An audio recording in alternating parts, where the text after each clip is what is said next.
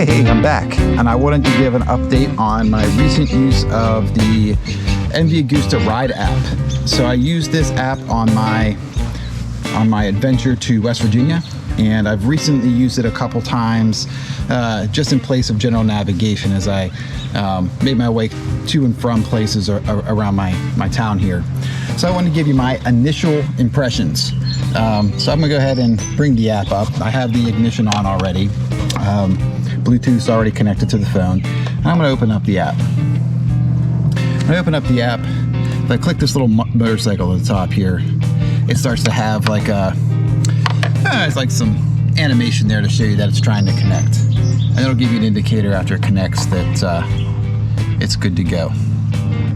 All right, so there we go. And I can refresh it by hitting the buttons and what have you. So I have a couple things you can see as itineraries already loaded up.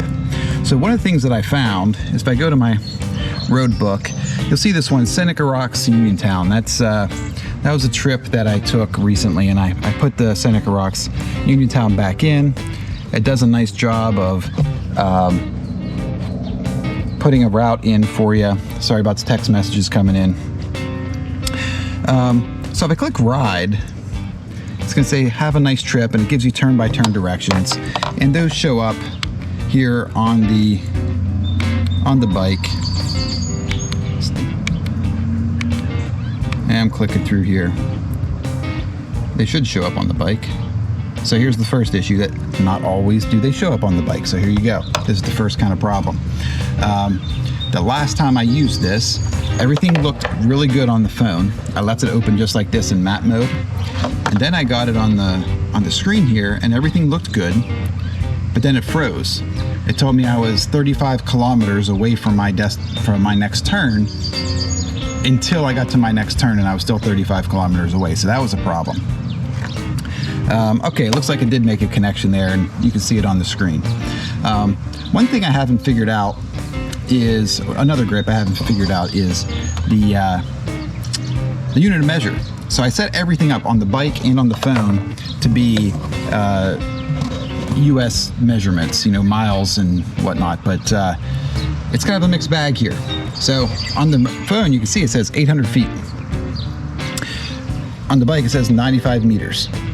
The problem I have is I don't know metric system very well, so I have missed a few turns because I can't judge how many meters I am away from something. So just be aware, I don't know if there's a glitch or if that's something that can be fixed. If anybody knows how to make sure all this stays in sync with the same unit of measure, let me know.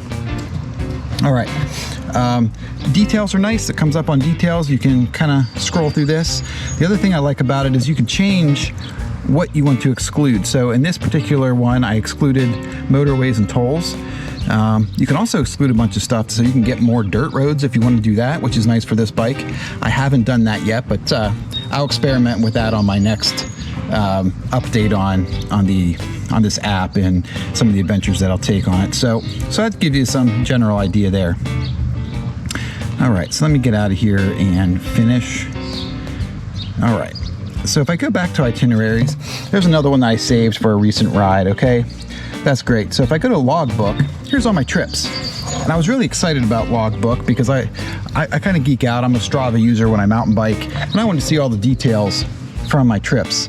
The problem is, it's not real consistent. It seems every time I open one of these, it freezes and the app closes out. So let's see what happens here. So here's a trip, August 2042. Don't know why.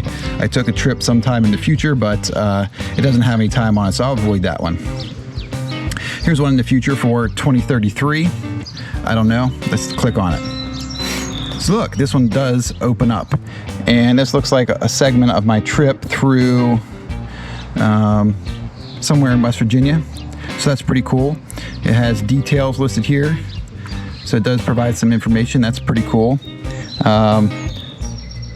Let's try another one, see how that goes. 93 miles, 92 hours. If I click on that one. So these are loading. I don't know if a app updated or not. Let's go to one of the earlier ones. So all these seem to be working now. But previously, as I opened those, the whole app would crash. So something to think about. The other thing I learned was that if I don't turn off my trip record, then you get these really ridiculously long trips, and it seems like there's a sync issue there. If that's just something I'm doing wrong on my end and somebody knows the difference, let me know. But I have to turn the trip record off and then stop the app or finish my trip in order for things to seem like they sync up. So I don't have these ridiculously long trips that start yesterday and end sometime 30 years from now. So that's a unique thing. The other issue that I have is I set this up for my trip to West Virginia and I put coordinates in. So if I go to start a new and I do a search, and I was able to copy and paste in coordinates, and it found the spot that I wanted to go to. I loaded that up, and luckily I knew where I was going because it had me going about 30 miles in a different direction. So I was able to correct it, but the challenge that I had is it kept wanting me to go in that spot. So it did lock it in, which was nice, but it was the wrong place. If I would have followed the directions on here, I would have ended up in the wrong spot. The other issue, on the way home, I set this up and it gave me the turn-by-turn on the dash here, but it didn't adjust the roads. It wanted to keep me on the same itinerary. So if I missed a turn, instead of recalculating a new way, it wanted me to turn around to go back on the same route, or get back into the same itinerary, so that I made the same turns. I didn't care for that, but maybe that comes in handy later on when you have a very specific itinerary that you want to follow. So I'll report back on future trips to see what I learned there, because I do plan to just follow the itinerary as it's stated, see where it takes me, see how I end up, and that'll be a future video. So that's what I learned today about the initial impressions of the Ride app. Generally, it's pretty good. It does display all the turns on the dash here. It lets you know when you're approaching them, and it also lets you know if you need to turn around and all that kind of stuff to get back on track. I do leave the phone open for now, just because it does have a map on it. It shows your approach, it shows the road split. It does not show that kind of information on the dash, just on the phone. So it depends on what you like to see.